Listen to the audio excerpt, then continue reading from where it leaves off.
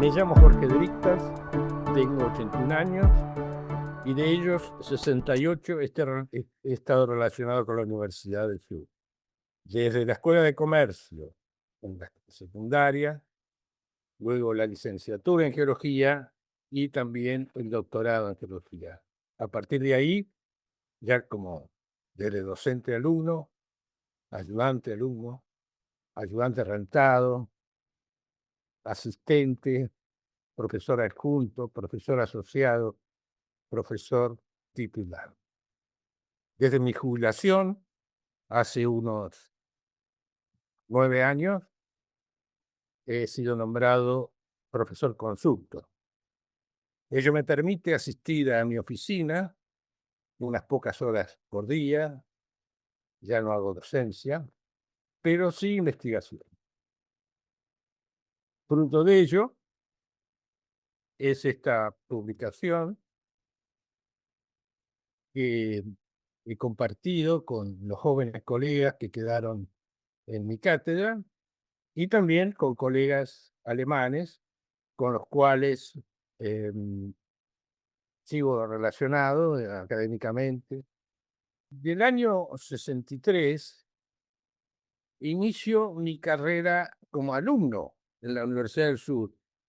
Nos encontramos acá en los pasillos de Colón 80 en el precario departamento de aquel entonces, donde algunos de los alumnos que empezamos a cursar geología, posteriormente fueron docentes del departamento. Por citar algunos, Teresa Manera, Esther Farinati, Pedro Maiza, Carlos Laudía y quien les habla. Ese año también era importante porque generaba los primeros egresados geólogos que habían ingresado en el año de la creación, el año 56. Como toda carrera en su inicio, con los tropiezos, profesores visitantes que no venían, demoras, cuatrimestres que no se daban clases, pero finalmente los primeros, por citar algunos, Laya, Cellini, Bonacorso, Pesuti, Gerstein, no Raquel, sino la tía, y también fue importante ese año porque se separaron los departamentos de geología y geografía que inicialmente estaban juntos, y de acuerdo al estatuto de la universidad de aquel entonces, los directores de departamentos se elegían por concurso de oposición y antecedentes. En ese año, un geólogo egresado de la Universidad de Córdoba, el doctor Arturo Corte, se presentó a ese congreso. El doctor Corte había sido repatriado desde Estados Unidos por el CONICET, que en aquel entonces dirigía el premio Nobel Bernardo Hussein. El doctor Corte era nacido en Salta, por eso le decían el Chango. Se graduó de geólogo en Córdoba, hizo el doctorado allí con el doctor Otto Schlachenbach y posteriormente fue becado por la Universidad de Estocolmo, donde realizó estudios ya en zonas de Suecia, zonas congeladas, y después de ese postdoc emigró a Estados Unidos, donde profundizó su especialidad en el permafrost, es decir, los suelos permanentemente congelados, donde en disciplina en la que llegó a ser reconocido internacionalmente. He aquí un memorial que le dedicó la revista internacional Antarctic and Alpine Research el año de su fallecimiento, en el año 2001. Este prestigioso colega le puso una bisagra al Departamento de Geología durante su gestión. En efecto, en aquel entonces predominaban los profesores viajeros de la Universidad de La Plata y Buenos Aires, que solo daban clases algunos días, todas juntas e intensivamente, lo que no era bueno para los alumnos. Solo había unos pocos locales con dedicación exclusiva. El doctor Corte trajo una visión moderna de la universidad, donde se consideraba la investigación como parte esencial de la misma, sumado a la tarea docente. Paralelamente comenzó a comprar equipamiento para docencia e investigación, dado que la UNS había tomado como ejemplo el departamental, cuatrimestral, más cercano al sistema norteamericano, en contraposición al sistema de facultades que era predominante en el país en aquel entonces, con desarrollo anual de materias. Pero lo más significativo de su gestión fue la contratación de profesores con dedicación exclusiva de reconocido prestigio en áreas clave de la carrera, que necesitaban equipamiento costoso, por ejemplo, mineralogía, petrología, geología de yacimientos, geofísica, etc.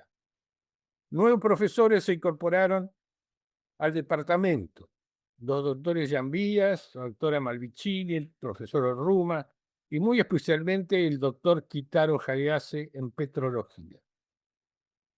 Solo eran residentes en Bahía, en aquel entonces, los que fueron los geólogos o los colegas fundadores, los doctores Lozada, Calmes y el geólogo Gelot.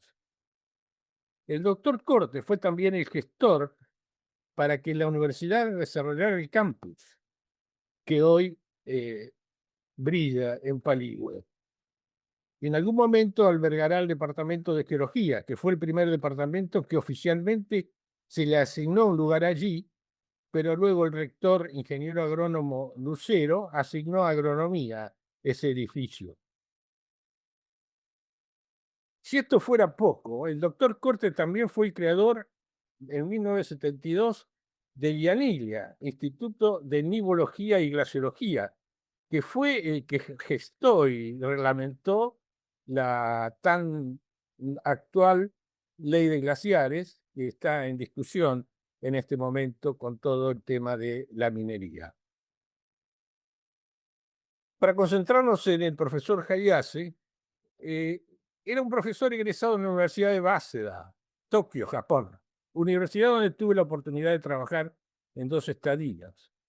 Este profesor fue requerido por Naciones Unidas para estudiar como experto para los yacimientos hidrotermales, especialmente yacimientos de azufre hidrotermal.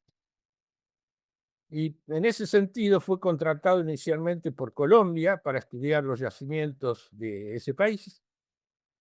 Posteriormente, Fabricaciones Militares de aquel entonces lo contrata para estudiar el yacimiento La Casualidad, en Salta, a unos 5.000 metros sobre el nivel del mar, una zona muy hostil climáticamente. Pero ahí, en donde viven, en Salta, ¿no? En la mina, conoce al doctor Prosi, que ya estaba trabajando en la mina de La Casualidad, y establecen una amistad. Posteriormente, el doctor Prosi renuncia a su cargo y vuelve a La Plata y Bahía Blanca y sigue dando clases como viajero. Ante el requerimiento de la dirección del doctor Corte de investigadores de sólida formación académica en la investigación en las áreas de petrología y geología de yacimientos citadas, el doctor Prosi sugiere la figura del doctor Hayase. Consecuentemente es invitado a conocer la Universidad del Sur, y Bahía Blanca, donde debería radicarse, y corría el año 65 y aceptó hacerse cargo de la cátedra de petrología como profesor titular. Puso a punto el recientemente comprado equipo de rayos X, que era toda una novedad en la investigación mineralógica de aquel entonces, y adquirió, mediante subsidio del CONICET, otros equipos, entre ellos un equipo de análisis térmico diferencial y térmico gravimétrico, y las cátedras se equiparon con microscopios, las cátedras de petrología y mineralogía con microscopios para docencia, y la directiva del doctor Corte de los nuevos docentes incorporados fue que tenían que formar recursos humanos mediante la generación de becarios y doctorandos. Estos últimos habilitados en esta época para geología en la UNS. Es decir, la UNS fue el segundo departamento que consiguió habilitar un doctorado. El primero fue de química y el segundo de geología. Actualmente es el departamento que tiene más miembros del CONICET en relación a su número de docentes. En 1968, la camada de los que ingresamos en el 63, estábamos próximos a recibirnos, preparando el trabajo final de la carrera realizado en un área hostil de Mendoza, Tupungato, hostil climática y topográficamente. Y para colmo la geología era complicada por la alteración hidrotermal intensa que afectaba el área, dado que era un prospecto minero de fabricaciones militares que nos permitió usar sus instalaciones y nos facilitó el transporte al lugar. Y a partir de ese viaje, algunos estudiantes del grupo nos hicimos cargo de la parte petrolera. En el laboratorio, ahí trabajando, en esa época nos hacíamos las secciones delgadas a los alumnos, encontré también trabajando, haciendo secciones delgadas al doctor Javias. Como tenía un mambo que no entendía mucho lo que veía bajo el microscopio, me atreví a empezar a preguntarle a Hayase qué era lo que se veía. Las rocas alteradas formalmente. Nosotros lo que vemos en la clase son rocas prístinas, perfectas, ideales. Pero cuando a eso se sobreponen alteraciones termales, cambia todo. El doctor Hayase muy pacientemente me explicaba lo que se veía, lo que era, cuál era el mineral original, qué era el reemplazo, en fin.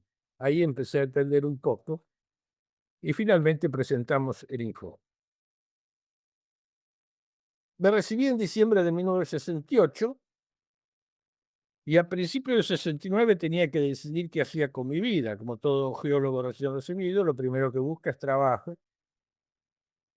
En aquella época no era tan problemático como ahora la búsqueda de trabajo y tenía el siguiente panorama. Un trabajo en Mina Aguilar, en Jujuy, a 4.000 metros sobre el nivel del mar, y un ofrecimiento para concursar como ayudante de docencia graduado en petrología. La diferencia en el salario era muy importante en favor de Mina Aguilar. Sin embargo, en una de las decisiones más acertadas de mi vida, elegí trabajar con el doctor Hayase para encarar mi doctorado y seguir mi vocación por la investigación fuertemente estimulada por él. El doctor Hayase comenzó a cumplir su compromiso de formar los primeros doctorandos en geología de la UNS y los 3 primeros de un total de 9 fuimos la actual doctora Manera, el doctor Maiza y quien les habla. La gestión para homologar los doctorandos en geología en la escuela de graduados no fue fácil en aquel entonces. Estaba dominada por los químicos, que eran los únicos que tenían habilitado el doctorado, tema que daría lugar para otra conferencia. Este es otro logro que debemos agradecerle al doctor Hayase, siendo geología el segundo departamento en generar un doctorado en la UNS. Para financiar los viajes a los Menucos, donde se realizaban las 3 tesis, el doctor Hayase gestionó un convenio con el gobierno de la provincia de Río Negro para estudiar los yacimientos de arcillas, clorita y plomo cobre zinc, que mediante este convenio se financiaba gran parte de los gastos de campaña y de estadía y de viaje de los tesistas. Las publicaciones generadas por los trabajos iniciales de este estudio de tesis eran esencialmente genealógicos y nos foguearon a los 3 tesistas con presentaciones en congresos geológicos de Argentina. Esos trabajos eran muy originales para la mineralogía de aquel entonces, rigurosos en las mediciones y novedosos en las metodologías, dado que incorporaban técnicas modernas, no usadas previamente en Argentina, como análisis térmico diferenciales, termogravimétricos, análisis infrarrojos, inclusive de fluidos de minerales.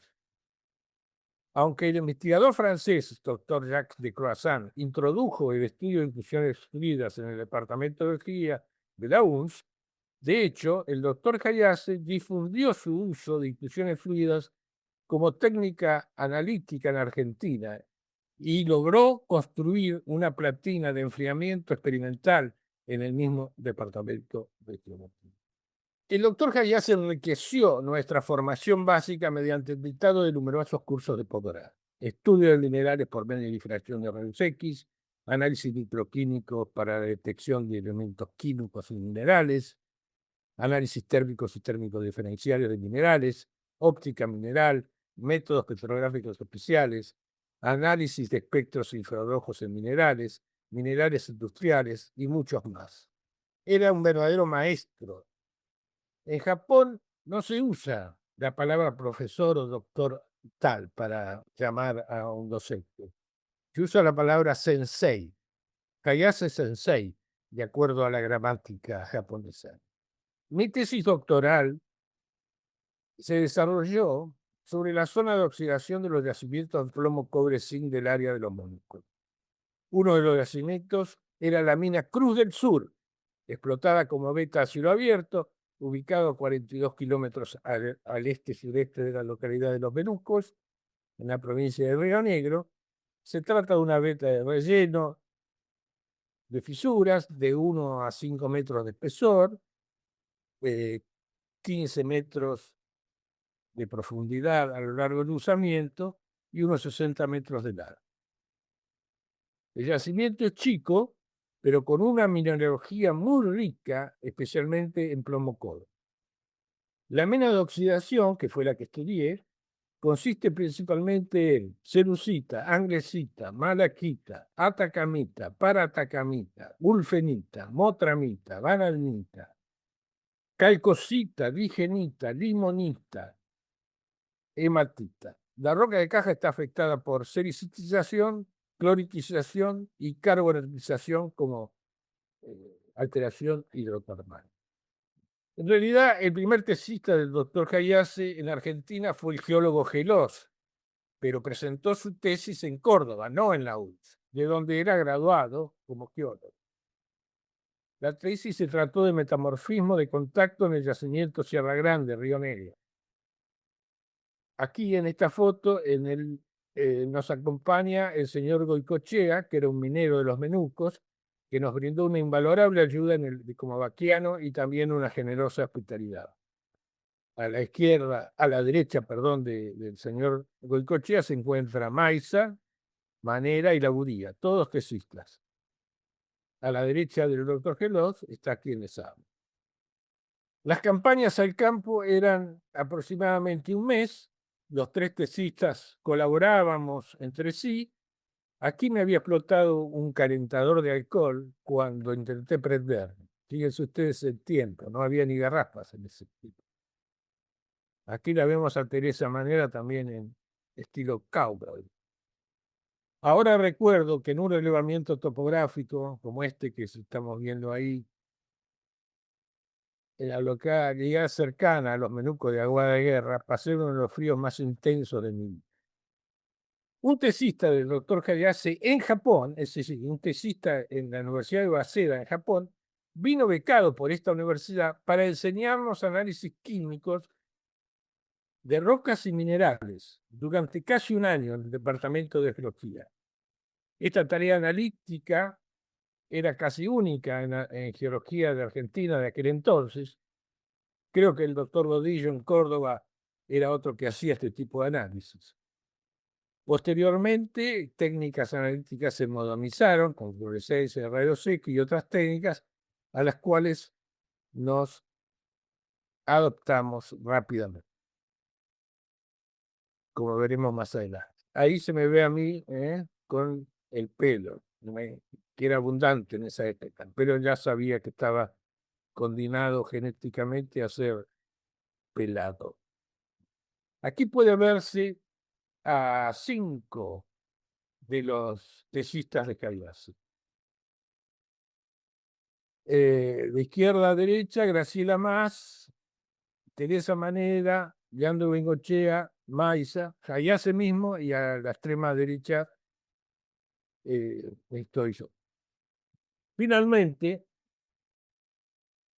el 17 de diciembre de 1972, los 3 tesistas iniciales de la Universidad del Sur nos graduamos. Aquí se ve una foto donde el doctor Cortelesi me felicita con motivo de ser flamante doctoral. Después de la tesis doctoral, me quedaban algunas muestras por analizar que consideraba menos interesantes, porque no presentaban cristales definidos. Era una masa untuosa, blanca. Qué equivocado estaba. Una de ellas era una muestra microscópicamente de grano fino, blancuzca, con leves tintes verdosos muy suaves, densa, untuosa al tacto y baja dureza, asociado a óxidos y óxido de hierro. En parte, esta charla ahora es un poco para gente especializada. Es la manera que puedo describir cómo fue el hallazgo de la sunita. Como todos saben, los colegas que trabajan en difracción de rayos X, una serie de picos coherentes 00L muy agudos que indicaban muy buena cristalinidad y un pico en la zona de 16 Armstrong indicaba preliminarmente una clásica esmetita o interestratificado. Y la coherencia de los espaciados atómicos de los planos 00L lo confirmaba. Los espaciados más significativos por su intensidad 0,1, 0,01, 0,03, 0,04, 0,05 hasta 0,011. Probaban esto. Posteriormente, como indica la rutina, hice el test para probar la expansión de la celda por tratamiento con etilenglicol. Pero la celda no se expandía. Primera duda. Avancé en la tarea haciendo análisis microquímicos que me indicó plomo en cantidad abundante, lo que era coherente con la alta densidad manifiesta de la muestra de mar. Ah, pensé entonces, puede ser una mezquita de plomo, con plomo. Seguí avanzando, haciendo una simple reacción al ácido clorhídrico diluido y reaccionó claramente. Inmediatamente pensé, esto no puede ser, esto es un perro verde. No era coherente que un silicato reaccionara con ácido clorhídrico. Con todas estas tareas analíticas realizadas y búsquedas infructuosas en los registros de minerales de difracción de rayos X en el American Standard Test Materials y pasando una y otra vez las tareas hechas, fui a consultar a Hayase Sensei. Después de varias comprobaciones de las tareas realizadas y nuevas búsquedas infructuosas en los registros de ASTM, adicionalmente a la búsqueda de minerales contaminantes, que, por ejemplo, carbonato de plomo, seducita, que podía estar contaminando la muestra, no aparecían picos de seducita en rayos X, lo cual era indicativo de que era un solo mineral, no estaba contaminado. En este punto, Hayashi tuvo una excelente idea. Intentemos disolver el mineral en una solución muy diluida de ácido clorhídrico para no destruir el residuo. Después de varios días de disolución y agitación en un Erlenmeyer, vimos que quedaba un residuo. Este residuo, analizado por rayos X, dio una esmectita. Y la solución, un alto contenido de plomo. Ese fue el preludio de un gran hallazgo. Entusiasmado, Hayashi me dijo que había un 90% de posibilidades de que estén tratando con un mineral nuevo. Le sucedieron varios análisis aquí y con colegas de la Universidad de Waseda en Tokio para conformar una publicación en una prestigiosa revista de relevancia internacional. Y le sugería a Hayashi The American Minerals, que aceptó. Aquí en esta tabla, a la derecha, están enmarcadas las reflexiones 00L que, como explicaba precedentemente, dominan la muestra. Y también a la izquierda está la tapa de la publicación, en donde fue publicada el trabajo. En 1976 fui becado por la JICA, Japan International Cooperation Agency, para realizar labores de investigación sobre la subita en la Universidad de Waseda y adicionalmente tomé un curso de entrenamiento en el manejo y mantenimiento de microsonda electrónica y microscopio electrónico de barrido en la empresa Japan Electronic Optical Laboratory. Esto último, como consecuencia de una gestión de donación de un equipo de microscopía electrónica y microsonda que ya se había gestionado ante la Embajada de Japón. En una visita oficial posterior del representante del gobierno argentino a Japón, el reconocido ministro Martínez de Oz, cuando le fue ofrecida la donación por el gobierno de Japón, el ministro lamentablemente la rechazó. Nunca supe el porqué. Argentina solo debía pagar unos pocos dólares para el transporte de un equipo que valía más de $1.000.000. En este cuadro vemos los análisis clínicos de la Zurita. Este análisis químico por vía húmeda fue realizado en nuestros laboratorios por el doctor Sadao Tsutsui. En los dos primeros renglones podemos ver sílice y alúmina que indican la presencia del silicato. Y más abajo, la presencia de CO2 y plomo indica la presencia de carbonato. Es decir, se trata de un mineral que une un silicato de plomo con un carbonato de plomo. Esa fue el gran hallazgo. A la derecha se puede ver el análisis clínico del residuo silicático, ¿no? De alto contenido en sílice, que quedó después del tratamiento con ácido clorhídrico líquido. Se trata de la esmectita que compone este mineral. Es decir, una esmectita y un carbonato unidos atómicamente en una sola unidad mineral. Como puede verse en esta imagen de microscopía electrónica de barrido, la azulita presenta un hábito laminar, un empaquetamiento de aproximadamente 1 micrón de espesor, y la curvatura de algunos paquetes laminares indican también la plasticidad que tiene este mineral. Esta imagen es una imagen de difracción electrónica sobre un plano basal de la azulita que describe una simetría hexagonal, pero en realidad el mineral, es decir, el mineral completo en toda su estructura, es monoclínico.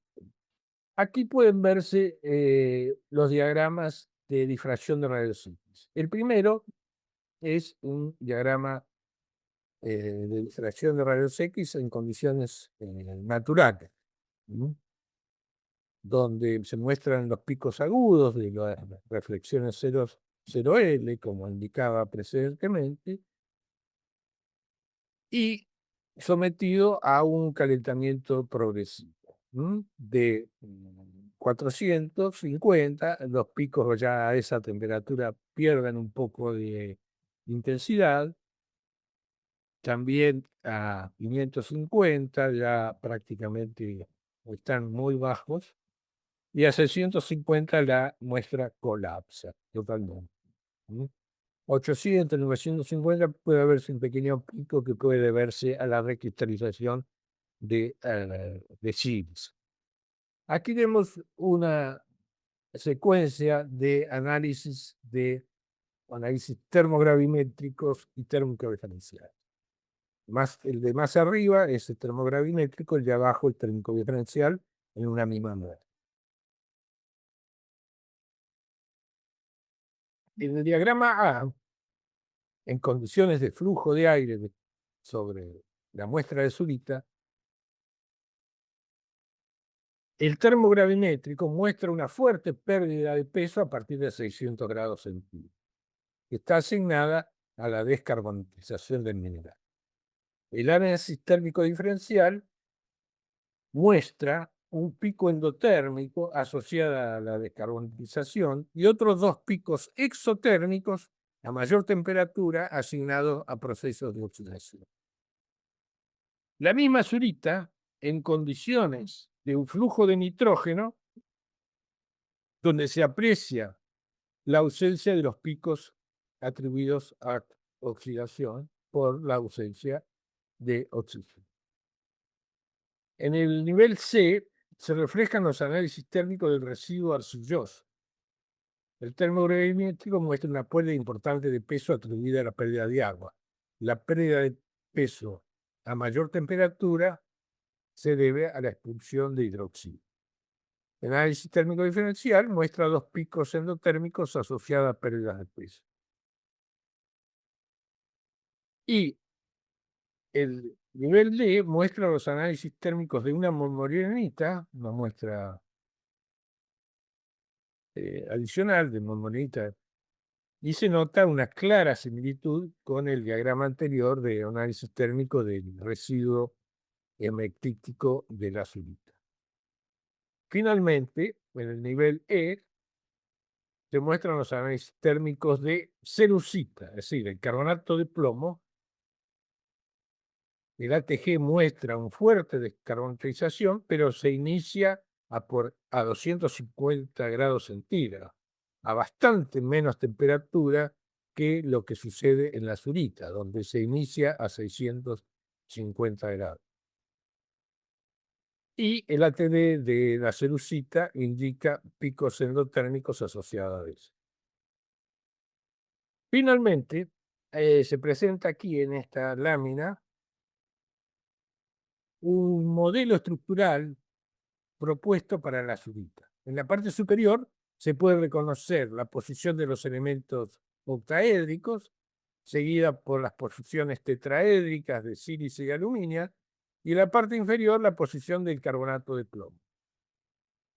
Al momento de la publicación de este trabajo en el American Mineralogy, esta especie mineral y el nombre había sido aprobada por la Comisión de Nuevos Minerales y Nombres de Minerales de la International Mineralogical Association. Lamentablemente, el profesor Hayasen murió en Bahía Blanca el 12 de marzo de 1997, poco antes de la publicación del trabajo. El año que viene se cumplirán 50 años de su fallecimiento.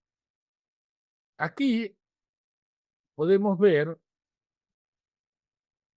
un trabajo publicado con posterioridad, también en 1978, que se refiere a Creuseita. Es otro mineral que hallamos en la mina Cruz del Sur. Es decir, fíjense que la publicación original, donde se descubre este mineral, ocurrió en 1975. Es decir, ese grupo de colegas estadounidenses estuvo trabajando a la par con nosotros. Nosotros nos concentramos más en la azurita y ellos lo hallaron la creuseita por un poco tiempo adelante que nosotros. Sí, estuvimos a punto de descubrir un segundo nuevo mineral. Posteriormente a la publicación de Zurita, colegas norteamericanos encontraron una variante de Zurita rica en hierro y que le asignaron el nombre de ferrizurita, un análogo a la azurita, también publicado en el American Minerals.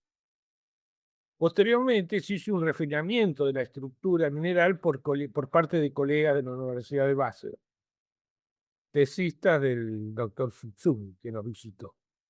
Y casi simultáneamente también los colegas de Japón, dirigidos por el doctor Tsutsumi, lograron preparar sintéticamente, es decir, a partir de compuestos químicos y bajo condiciones hidrotermales, de un mineral parecido a la azurita. En este caso es un mineral que en contraposición a la azurita es muy parecido, pero al tratamiento con etilenglicol se expande.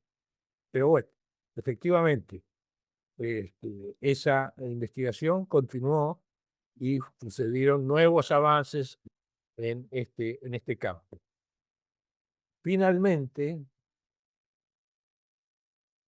mi eterno agradecimiento a mi maestro y mentor, el doctor Kitaro Tayashi.